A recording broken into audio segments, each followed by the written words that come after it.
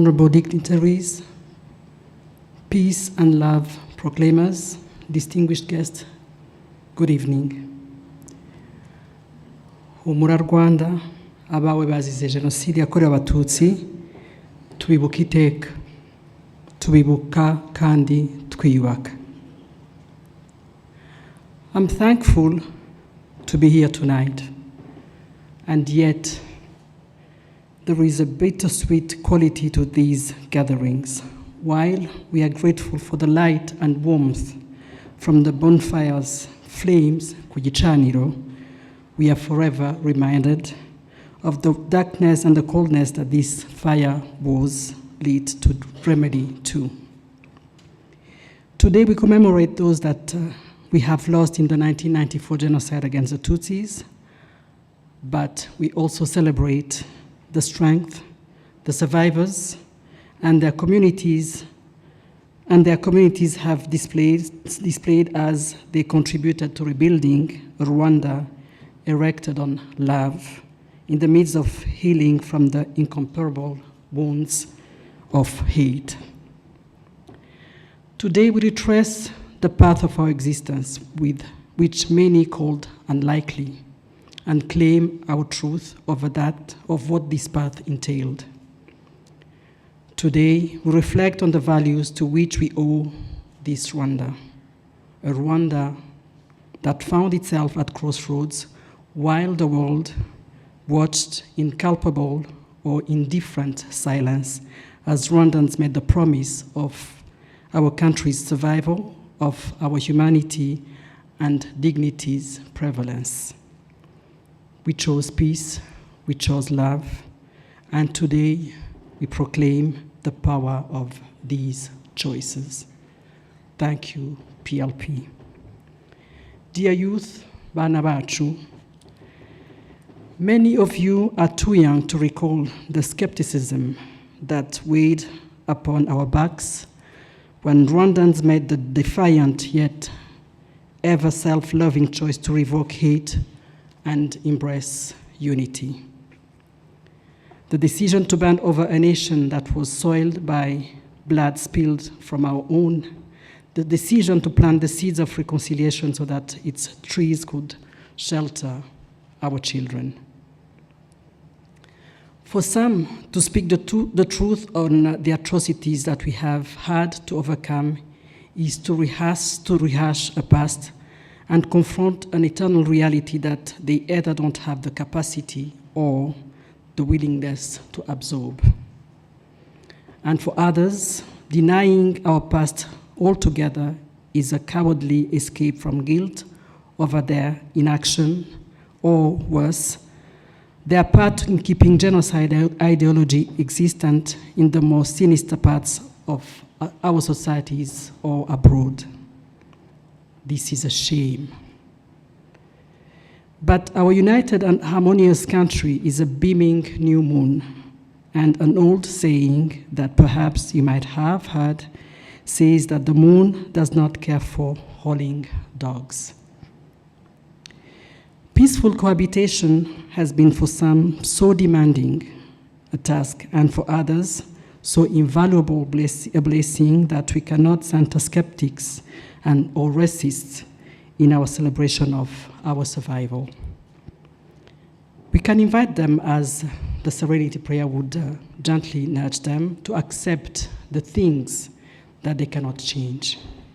We can pray that they find the courage to face head-on the unbending reality that the darkness they supported, defended, or even designed lost the undimmable light from our flame.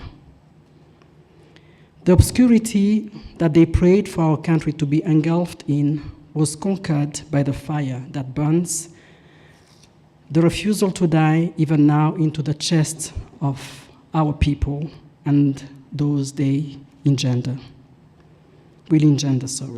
Ladies and gentlemen, honorable guests, rebuilding is an endless task. It will require exploits of the spirit, such as engaging in uncomfortable exchanges and daring to honor the truth, however bitter or however brutal. But fortunately, I sense courage in this room tonight. I have seen your willingness to seek answers to painful questions. Be assured that this quest, although taxing, is a decision that your fellow Rwandan will understand and perhaps even applaud. To ponder on the source of inconceivable is not seeking justification or expecting reason. No. One chooses to ponder, one chooses to reflect, and if brave enough, one chooses to remember.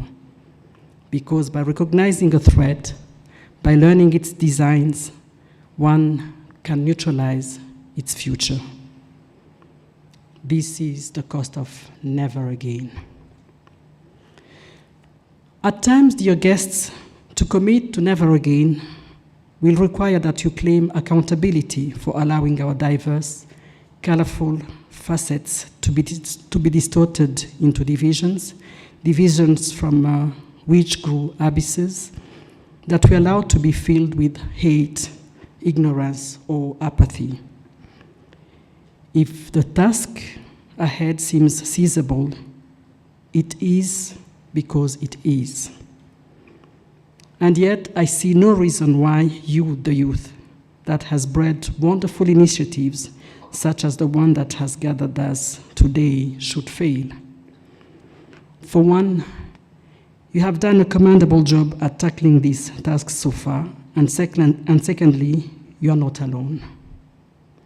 Peace and love proclaimers, you united youth, your country loves you back. To the survivors, beyond the love that every Rwandan that loves Rwanda has for you, there is gratefulness. Gratefulness that you were not ripped from us, that I hope you can feel in this room this evening and every day beyond. You are the faces of resilience. You are the story of courage that we will never allow to be silenced. It's that very courage that has inspired many of you to keep the mantle of the good fight alive. Dear youth, dear Rwandans, your efforts are seen. Many of you choose to use your voice daily, even though the general is not very satisfied. Do not quit. Do not be deserters. You speak on the progress that you have seen good governance offers us all, progress which compelled you to contribute to this sometimes heavy but always rewarding pursuit of healing, this quest for an equal dignified status for every Rwandan, for every African, for every human. You have found the certitude within yourself that the good choice, the honorable choice, is not to be argued or weighted. Even though you do not engage in comparisons or equivalences in pain, you know that there exists unnegotiable truth and distinctions. You are the custodians of our history, and we thank you for believing in the bright turn this history would take. 28 years into Rwanda, pessimists awaiting our disgrace and only designing their own, but fanning the embers of hate to no avail. Who would you say you are wrong? To our government of national unity, survivors, heroes acknowledged and unknown, the politicians we remembered today, friends of Rwanda, determined youth, peace and love proclaimers, fellow Rwandans, your existence, your contribution, your resilience are the proof that the poison and cynicism of naysayers are inconsequential. You have understood that though harvesting forgiveness can be tough, never will it bear sour fruits. You testify to the fact that if you sweep bitterness from the street that you and your neighbors walk, one day it will lead your children to success. I must also applaud our communities, initiatives such as this one and beyond Rwanda, the Aegis Trust for choosing to honor our shared humanity. Ladies and gentlemen, those watching in this room, this country or outside of it, we only have one Rwanda, and this Rwanda belongs to us all. As the poet said, we are truly Rwandans. I hope that those battling trauma, sadness, or even the detractors and every Rwandan in between can ask ourselves these enlightening questions. What other choice did we ever have? Who could condemn a government that replaced a discriminatory leadership with one of national unity? Who could condemn a government that employed restorative justice over revenge? One that repatriated its people used as a shield by a genocidaire, and one that abolished the death penalty and a quota system giving access to basic rights for all Rwandans. The list is not exhaustive. We must maintain unwavering faith in our choices to stay together, be accountable, and think big. Indeed. Progress and survival are the fate we will always pursue, to the dismay of our healing's critics. Ladies and gentlemen, on our 28th commemoration, we ask from detractors the decency to stop the noise inflaming the sorrow of our people. It's high time that we are allowed to grieve our loss unapologetically. Do we not deserve to mourn the 10,000 that were killed every day for 100 consecutive days in peace and dignity? We must reject any shame for defending our dignity. I wish for better Rwanda. I pray for better humanity. May we all be our sisters and brothers keepers for this Kwibuka 28. I thank you.